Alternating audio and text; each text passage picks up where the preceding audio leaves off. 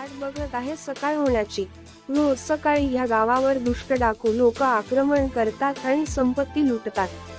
ह्या जाचाला कंटाळून शेवटी गावकऱ्यांनी मला नियुक्त केले आहे त्या दुष्ट डाकू लोकांचा नाश करण्यासाठी। शेवटी ती वेळ आली। डाकू लोक गावात आले, पण आज त्या लुटमारी नाही करू शकत। मी माझ्या दिव्य शस्त्रास्त्रांनी त्या दुष्टांचा नायनाट केला।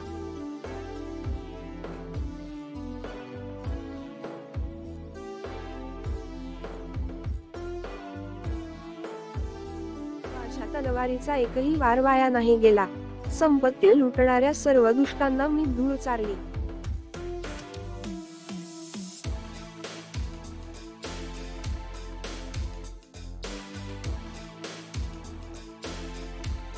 माझा हा पराक्रम बघून एक सुंदर स्त्री माझ्या प्रेमात पडली, पण मी तिला दुर्लक्षित करून निघून गेलो माझ्या घरी।